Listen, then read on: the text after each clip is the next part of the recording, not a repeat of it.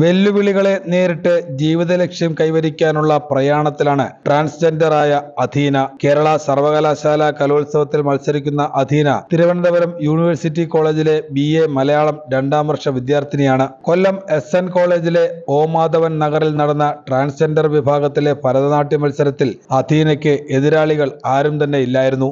ആൺകുട്ടിയായി 7ാം class വരെ നൃത്തം പഠിച്ചിട്ടുണ്ട്. ഇതിനിടെയാണ് സത്വത്തെ തിരിച്ചറിയുകയും നൃത്തപഠനം അവസാനിപ്പിക്കുകയും ചെയ്തത്. സ്ത്രീ മനസ്സും പുരുഷ ശരീരവുമായി മുന്നോട്ടു പോകാനാകില്ലെന്ന അവസ്ഥ കാര്യങ്ങൾ വീട്ടുകാരോട് പറഞ്ഞു ബോധ്യപ്പെടുത്തി. തുടർന്ന് വീട്ടുകാരുടെ പിന്തുണയോടുകൂടി ശസ്ത്രക്രിയ നടത്തി പെൺകുട്ടിയായി മാറി. ഓരോ ട്രാൻസ്ജെൻഡേഴ്സും ഓരോ ബുദ്ധിമുട്ടുകളാണ് അനുഭവിച്ചു വരുന്നത്. അതിപ്പോൾ എൻ്റെ കാര്യത്തിൽ എന്ന് പറയുന്നത് എനിക്ക് വീട്ടുകാരുടെ സപ്പോർട്ട് ഉണ്ടായിരുന്നു. വീട്ടുകാരുടെ സപ്പോർട്ട് എന്ന് പറയുന്നത് അത്രയും സപ്പോർട്ട് ഉണ്ടായിരുന്നു. അപ്പോൾ അത്രയും ലക്കിയായിട്ട് തന്നെയാണ് ഞാൻ വീട്ടിൽ നിന്ന് തന്നെയാണ് എല്ലാ കാര്യങ്ങളും ചെയ്തതും. എൻ്റെ സർജറിക്കുള്ള ട്രീറ്റ്മെൻറ്റിനുള്ള എൻ്റെ എല്ലാ സർജറിയും കഴിഞ്ഞതാണ്. അപ്പോൾ ട്രീറ്റ്മെൻറ്റിനുള്ള എല്ലാ കാര്യങ്ങളും എൻ്റെ വീട്ടുകാർ തന്നെയാണ് എനിക്ക് വേണ്ടിയിട്ട് ചിലവഴിച്ചത്. അതുകൊണ്ട് ഒരുപാട് ഇപ്പോഴും വീട്ടിൽ തന്നെയാണ് നിൽക്കുന്നതും. അവർ ഉത്തരവാദിത്വത്തോടു കൂടി എൻ്റെ എല്ലാ കാര്യങ്ങളും ചെയ്യുന്നുമുണ്ട്. ഇപ്പോൾ എനിക്കൊരു ആവശ്യം വന്നാൽ കൂടിയും എല്ലാത്തിനും സപ്പോർട്ട് എൻ്റെ വീട്ടുകാരുണ്ട്. പ്രത്യേകിച്ച് എൻ്റെ ഉമ്മ. അതാ ഞാൻ പറയുന്നത്, തിരിച്ചറിവെന്ന് പറയുന്നത് ഇപ്പോൾ ഒരു കുട്ടി ജനിക്കുമ്പോൾ ആ കുട്ടിക്ക് അറിയില്ലല്ലോ ആ കുട്ടി ആൺകുട്ടിയാണോ പെൺകുട്ടിയാണോ എന്ന്. ആ കുട്ടി വളർന്ന് വലുതായ ആ കുട്ടിയുടെ സ്വത്ത് അല്ലെങ്കിൽ കാണുന്നവരായിരിക്കും അല്ലെങ്കിൽ ചുറ്റുമുള്ളവരായിരിക്കും ആ കുട്ടിയുടെ ലിംഗം നോക്കിയായിരിക്കും ആ കുട്ടിയെ ഇത് ആൺകുട്ടിയാണ് പെൺകുട്ടിയാണെന്ന് തീരുമാനിക്കുന്നത്. ഇതിപ്പോൾ എല്ലാവർക്കും അത് അക്സെപ്റ്റ് ചെയ്യാൻ പറ്റണമെന്നില്ല.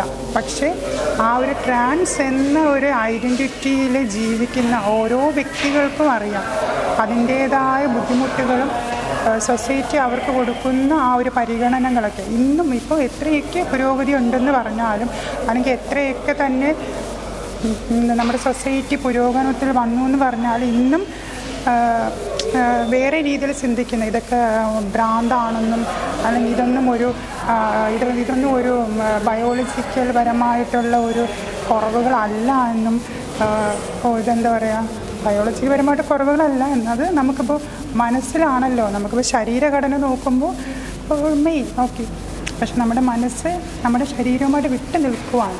അപ്പോൾ അതിനെ നമ്മൾ ശരീരത്തോട് പാകപ്പെടുത്തി എടുക്കുകയാണ് ചെയ്യുന്നത്. വീട്ടുകാരുടെ പൂർണ്ണ പിന്തുണയുള്ളപ്പോഴും നിരവധി പ്രതിസന്ധികളും അപഹാസങ്ങളും നേരിട്ടാണ് അധീന കോളേജിൽ പഠിക്കാനെത്തിയത്. കോളേജിലെ സുഹൃത്തുക്കളും ട്രാൻസ്ജെൻഡേഴ്സുമായ ആർച്ച, നൈനിക എന്നിവരോട് നർത്തകി ആകണമെന്നുള്ള ആഗ്രഹം പറഞ്ഞതാണ് വഴിത്തിരിവായത്. യൂണിയന്റെയും കോളേജിന്റെയും സഹായത്തോടെയാണ് വീണ്ടും നൃത്തം അഭ്യസിച്ചത്. ട്രാൻസ്ജെൻഡർ ആയതിനാൽ കോളേജിലെ സഹപാഠികൾ കൂടുതൽ അകറ്റി നിർത്താറുമില്ല, കൂടെ കൂട്ടുന്നതുമില്ല. എങ്കിലും അതിലൊന്നും അധീനയ്ക്കും പരിഭവമില്ല. ഇതിപ്പോൾ എൻ്റെ കോളേജിൽ തന്നെ ഒരു ഏകദേശം കുറേ പിള്ളേരാകും. കോളേജ് മൊത്തം ഉണ്ടല്ലോ. ഈ കോളേജിൽ ഓരോരുത്തരുടെയും മനോഭാവം എന്താണെന്ന് എനിക്കറിയില്ല. അപ്പോൾ എൻ്റെ ഒപ്പം പഠിക്കുന്നവർ കുഴപ്പമില്ല, കണ്ടാൽ ചിരിക്കും, വലിയ കാര്യമല്ല, എന്നാലും വലിയ തെറ്റില്ലാത്ത രീതിയിലുള്ള ഒരു സമീപനമാണ് എൻ്റെ അടുത്തുള്ളത്. അല്ലാതിപ്പോൾ നമ്മളെ മാറ്റി നിർത്തത്തുമില്ല, കൂടെ ചേർക്കത്തുമില്ല. അവരുടേതായ രീതിയിൽ അവർ മുന്നോട്ട് പോകുന്നു, അത്രയേ ഉള്ളൂ. പിന്നെ എന്താ പറയുക, ഇപ്പോൾ കോളേജിൽ എല്ലാവരും നമ്മളെ സപ്പോർട്ട് ചെയ്യണമെന്നില്ലല്ലോ. അത് അവരുടെ ഇഷ്ടമാണ്. സപ്പോർട്ട് ചെയ്യുന്നതും ചെയ്യാതെ അവരുടെ ഇഷ്ടമാണ്. നമ്മളിങ്ങനെ ജീവിക്കുന്നത് നമ്മളുടേതായ വ്യക്തിപരമായ കാര്യം. അവർക്ക് വേണം, അവർക്ക് ഇഷ്ടമുണ്ടെങ്കിൽ സപ്പോർട്ട് ചെയ്യുക, അത് അവരുടെ ചോയ്സാണ്. അപ്പോൾ അത് നമുക്ക് തെറ്റ് പറയാനും പറ്റത്തില്ല. അത് അവരെന്താണോ ചിന്തിക്കുന്നത് ചിലപ്പോൾ അത് ശരിയായിരിക്കാം.